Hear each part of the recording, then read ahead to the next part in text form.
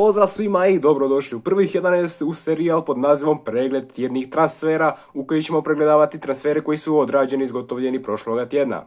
Tako da na nogometnoj tržnici ima puno tektonskih poremećaja i puno se tega izdogađalo, pa ajmo za početak bacite like, pretplatite se na kanal i krećemo sa pregledom transfera iz prethodnog tjedna. Našek Čeh koji ima 22 godine i za 14 milijuna pojačao je Benfiku koja dosta troši ovo ljeto na transfere. Znači dolazi tu iz Slavije Prahe, a poslije prošle sezone napravio jako dobru statistiku u češkom prvenstvu, tako da se radi o velikom potencijalu na lijevoj strani. Filip Benković nekada bio velika nada hrvatske reprezentacije i Dinama na mjestu stopera, međutim ozljede su napravile to što jesu nažalost i danas će, odnosno prošli tjedan će kao slobodan igrač preći iz Udineza u redove Trabzonspora kod Nenada Bjelice, inače prošlu sezonu odradio na posudbi u njemačkoj drugoj lizi.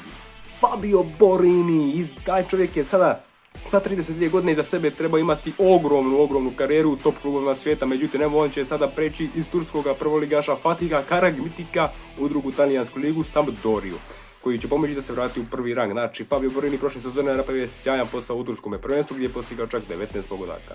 Frank Honorat će kao najbolji igrač francuskog prvoligaša Bresta preći u Borussiju iz Mönchengladbacha gdje će zamijeniti najboljeg igrača Jonasa Hoffmana koji je otišao u Bayer Leverkusen. Bit će to sjajno pojačanje, odnosno nadomjestak u redovima Borussije Mönchengladbach.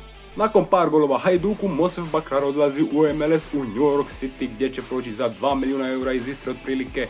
I biti će to sjajan transfer za MLS i konkurentirat će definitivno Leo Messiju u redovima Inter Miamija. Fahd Mufi došao je u Hajduk besplatno iz Portimonenša na desnu stranu kao alternativa Mikanoviću i Siguru.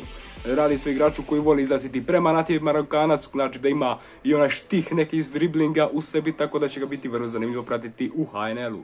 Wu Jeong nekada je bio velika nada Bayerna iz Minhena, međutim danas će iz Freiburga preći u Stuttgart za 1 milijun eura, što je još jedna stepenica niže u odnosu gdje se ti klubovi danas nalaze. David Fofana ne može priskupiti minutažu u Chelsea, tako će ovu sezonu odraditi na posudbi u Union iz Berlina koji će igrati Ligu prvaka, tako da će to biti double pojačanje za jedne i za druge. Mufi će biti desno, a Diallo će biti lijevo. Diallo je besplatno došao u Hajduk iz Ajaxa gdje je prošle sezone skupio zavidan broj nastupa, tako da se nadamo da će s njim iskustvom biti pojačanje kako Hajduku, tako i HNL lizi. Jan Bisek je 22-godišnjak stoper kojeg je Inter za čak 7 milijuna eura doveo iz danskoga AGF-a. Nadaju se da će on biti pojačanje i zamjena Škrinjara ove sezone, pa ćemo vidjeti koliko potencijala ima ovaj momak. Ndur ima tek 18 godina i veliki je potencijal, naravno on je Talijan ako niste znali, ali očito je. Uglavnom prešao iz Benfiku u Paris Saint-Germain kao besplatno, kao velika nada i potencijal. Naravno da neće skupiti minutažu ove sezone PSG-u, ali eto biti će tu u njihovoj drugoj momčadi do godine počinje na posudbu. Angelinho je zaista sjajan lijevi bek i zaista mi je žao da sa 26 godina već ide u tursku ligu, tamo bi trebao poći za 10 godina otprilike, a ne sada, međutim evo ide tamo na posudbu iz Leipziga gdje očito nije uspio se nametnuti u prvu postavu. Unai Emery zaista slaže brutalnu Aston Villu za ovu sezonu i definitivno će napadati Ligu prvaka. Pau Torres još jedan dokaz za to jer 26-godišnjak je došao tu za 33 milijuna eura, radi se jednom igraču kojega su donedavno željeli top klubovi, bio je najviše povezivan sa Real Madridom, međutim evo ga sada u redovima Aston Ville biti će fantastično pojačanje za tu ekipu. Fenerbahče skuplja brutalnu momčad za sljedeću sezonu, a novo pojačanje je prošli tjedan bilo i Zimanski koji je odradio fantastičnu posudbu u Feyenoordu s kojim je osvojio naslov prvaka prošle sezone. Inače on je igrač Dinama iz Moskve, a sada prelazi u Fener za 9,8 milijuna eura.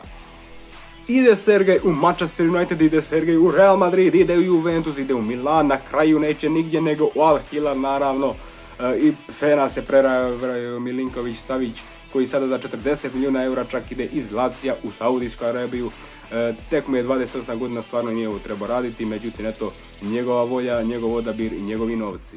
Odžiđa Ofo sa 34 godine dolazi u HNL i u Hajduka, brutalno pojačanje, naravno u godinama je lik, vjerojatno neće biti na nekakvoj velikoj razini, ali sigurno će biti ekstra pojačanje, ja sam siguran u to, radi se s jednom fantastičnom igračom, ima iskustva i definitivno je pojačanje i za Hajduk, tako i za HNL.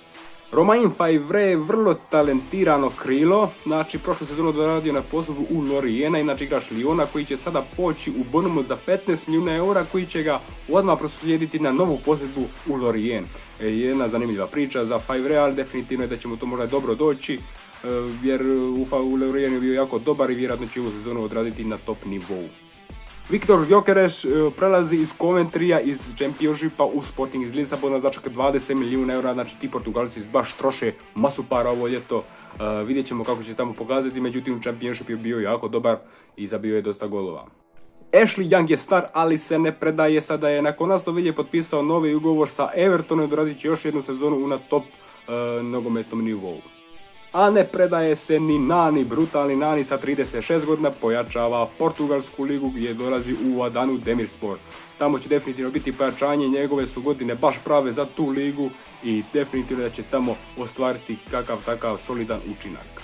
Rodrigo je svašta prošao u svojoj karijeri, mnogi klubove, ali evo ga sada ide i on dalje od Europe na istok, tamo u Al Rayyan prelazi za 3,5 milijuna eura samo, inače Leeds ispao drugu ligu, nema što tu raditi. Rodrigo su čak 32 godine, ali bih rekao da su mu 23 godine, ali vidio, vrijeme leti i jednostavno ne možemo utjecati na to.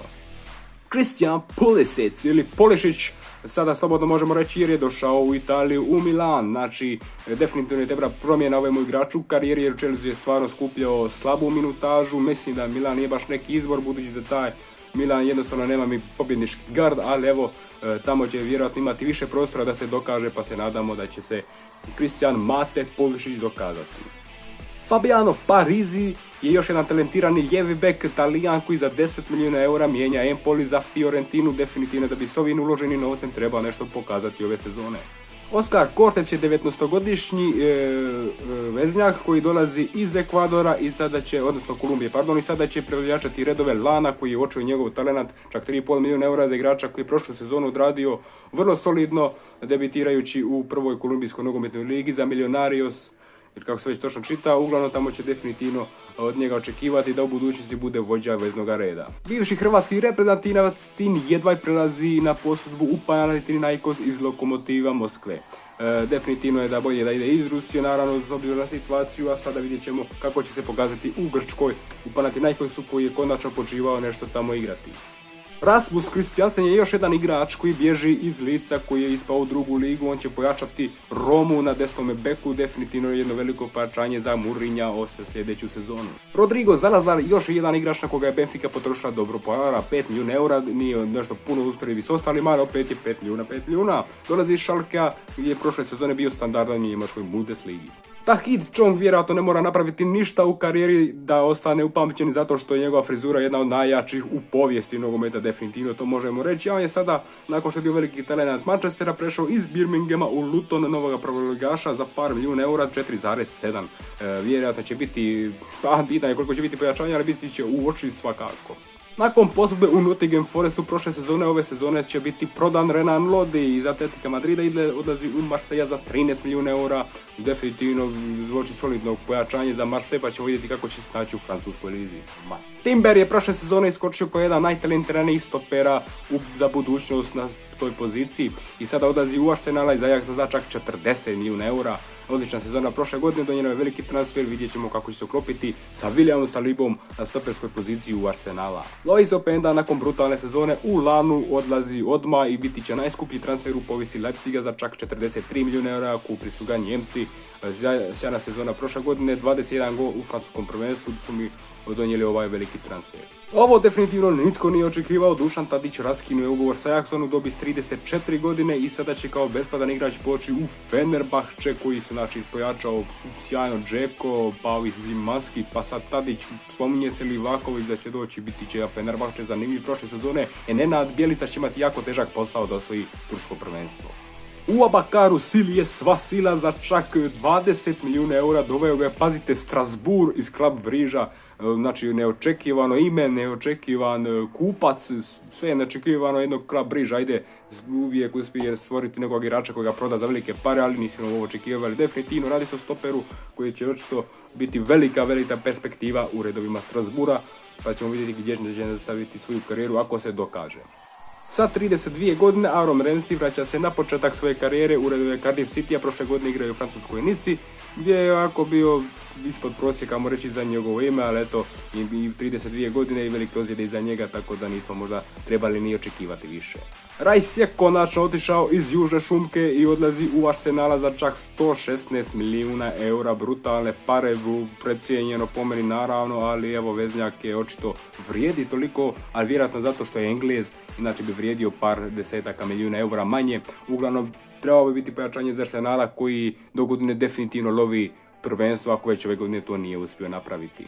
I za kraj ostavimo kraljeve prijelaznog roka za zadnje vrijeme, pa to je Chelsea naravno, koji je sada doveo talentiranog krila Angela ili Angela iz Santoša. Znači 15 milijuna eura vrijedi ovaj transfer, lik ima 18 godina, pa vidjet ćemo hoće li odmah biti startna pozicija i spreman da ubija protivničke obrane ili će tek polako s klupe dobijati minutažu. Uglavnom, ekipa, to bi bilo to što se tiče ovoga videa.